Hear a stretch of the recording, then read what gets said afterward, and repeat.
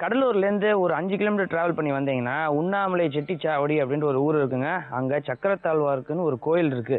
ரொம்ப ரொம்ப விசேஷமான கோயிலாம். எங்கெங்க இருந்தெல்லாம் வந்துட்டு இந்த கோயிலுக்கு தரிசனம் பண்றதுக்கு நிறைய பேர் வருவாங்க அப்படின்னு சொல்லுவாங்க. இப்போ நம்மளுக்கு தெரியுது, இதுதாங்க அந்த கோயில். ஓகேங்க, இப்போ உப்பு புளி மிளகால சூப்பர் ரெசிபி உங்களுக்காக காத்துட்டு இருக்கு. அதை போய் பார்த்துட்டு வாங்க.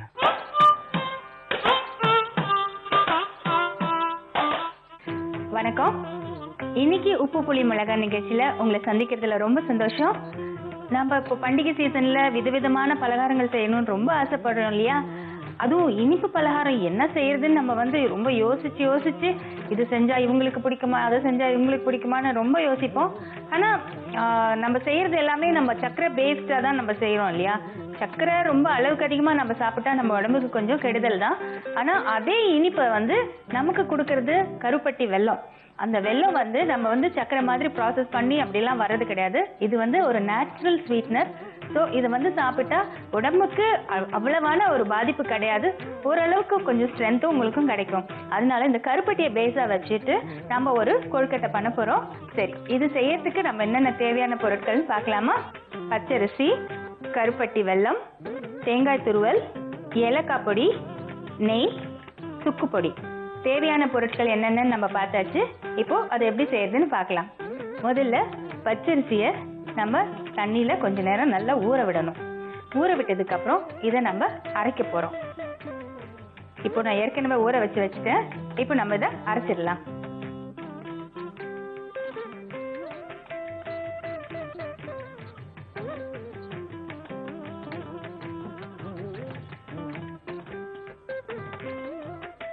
இப்போ நம்ம இந்த அரிசியை அரைச்சிடலாம்.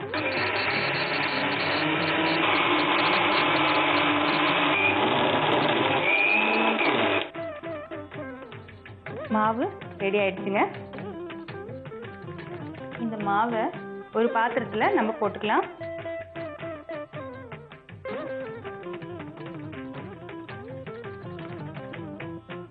இந்த மாவு கெட்டியா தாங்க இருக்கணும். இப்போ நம்ம என்ன பண்ண போறோம்னா, இப்போ இந்த ஜார் நம்ம கழுவுவோம் இல்லையா? அந்த கழுவுன தண்ணியிலேயே நம்ம இந்த வெல்லத்தை நம்ம கரைச்சிக்க போறோம்.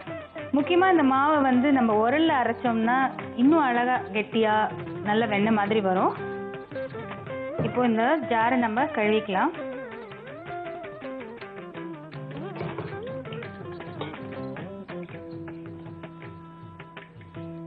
இப்போ கழுவுன இந்த தண்ணியை ஒரு பாத்திரத்துல டிரான்ஸ்ஃபர் பண்ணிட்டு இப்போ இந்த மாவுக்கு தேவையான அளவுக்கு நம்ம இந்த வெல்லத்தை சேர்த்துக்கலாம்.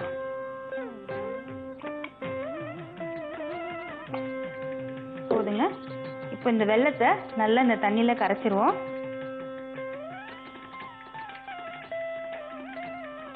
இது நல்லா கரைச்சதுக்கு அப்புறம் நாம இதை வடிகட்டிட்டோம். இது நல்லா கரைச்சிட்டோம். இப்போ இதை நம்ம வடிகட்டுறோம்.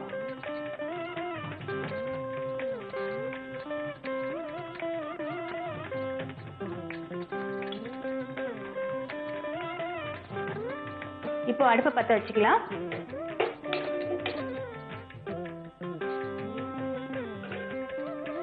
இப்போ நம்ம இதுல நம்ம அரைச்சி வச்ச அரிசி மாவையும் நம்ம கருப்பட்டி தண்ணியையும் சேர்த்திருக்கோம். இதோட கொஞ்சம் ஏலக்காய் பவுடர்,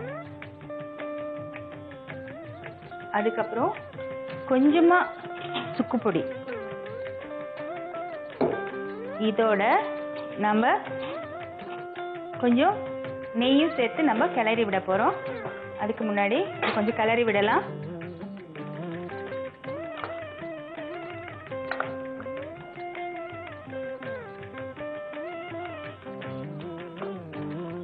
இது எல்லாமே நல்லா ஒண்ணா கலந்து வரணும். இந்த தண்ணி எல்லாம் சுண்டுற அளவுக்கு நாம இதை வேக விடணும். அடுப்பை சிம்ல வச்சுக்கலாம். இது கட்டி இல்லாம நல்லா அப்படியே கிளறி விட்டுட்டே இருங்க. இதோட நம்ம கொஞ்சம் நெய் சேர்த்துக்கலாம்.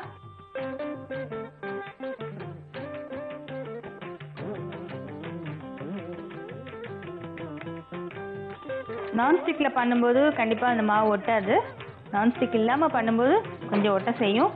அதுக்காக தான் இந்த நெய் நம்ம சேர்க்கிறோம். அது மட்டும் இல்ல, நெய் கொஞ்சம் நல்ல சுவையும் கொடுக்கும். பாத்தீங்களா, இப்போ தண்ணியெல்லாம் நல்லா சுண்டி நல்லா கெட்டியான பதத்துக்கு வந்துருச்சு.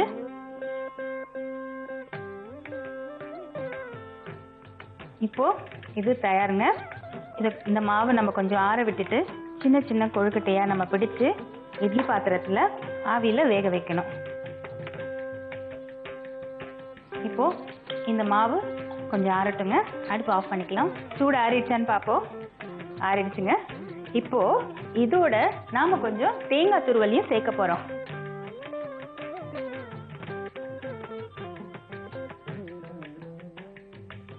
இப்போ தேங்காய் துருவலை சேர்த்துருக்கோம். இதை நல்லா பிசைஞ்சிக்கலாம். இப்போ இதை எடுத்து வச்சுட்டு அடுப்பு பற்ற வச்சுட்டேன். இப்போ இட்லி பாத்திரத்தை இதில் வச்சு தண்ணி கொஞ்சம் சூடாகட்டும். அதுக்குள்ள இந்த மேல் தட்டில் லேசாக கொஞ்சம் நெய் தடவி வச்சுக்கலாம்.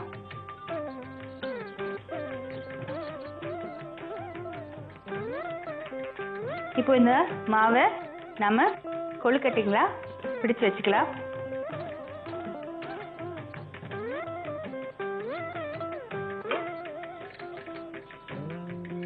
நம்ம லேசா நெய் ஊற்றி இதை நம்ம வதக்குனதுனால பாருங்க மாவு கையில ஒட்டாம அழகா வரும்.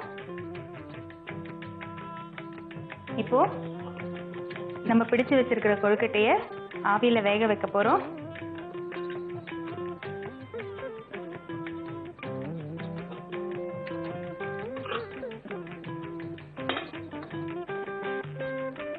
கொழுக்கட்டை நல்லா ஆவியில வேகிற வரைக்கும் நம்ம கொஞ்சம் வெயிட் பண்ணலாம். கொழுக்கட்டை வெந்துருச்சான்னு பார்க்கலாங்க. ரெடிங்க. இப்போ இதை எடுத்துடலாம். முதல்ல அடுப்பு ஆஃப் பண்ணிடுறேன்.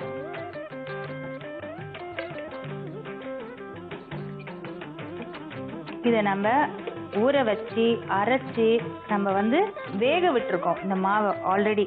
இப்போ இந்த கொழுக்கட்டை அவ்வளோ சாஃப்டா இருக்குங்க. அருமையான கருப்பட்டி கொழுக்கட்டை தயாருங்க. இதை எப்படி செய்யறதுன்னு ஒரு சின்ன ரீகேப் பார்ப்போம். முதல்ல அரிசியை நல்லா ஊற வச்சுட்டு மிக்சியில நல்லா கெட்டியா அரைச்சு வச்சுக்கோங்க. அதுக்கப்புறமா மிக்சியை நல்லா கழுவுன தண்ணியிலேயே நமக்கு தேவையான அளவு கருப்பட்டிய அதுல நல்லா கரைச்சி இப்போ அரைச்சு வச்ச மாவோட நம்ம கரைச்சி வச்சிருக்கிற கருப்பட்டியையும் அதோட சேர்த்துட்டு அடுப்பை பற்ற வச்சுக்கோங்க. ஏலக்காய் பொடி, சுக்கு பொடி கொஞ்சம். இப்போ நம்ம இதை எல்லாத்தையும் ஒன்னா கலக்க போறோம். கலந்து நல்லா கொதிக்க விடுங்க.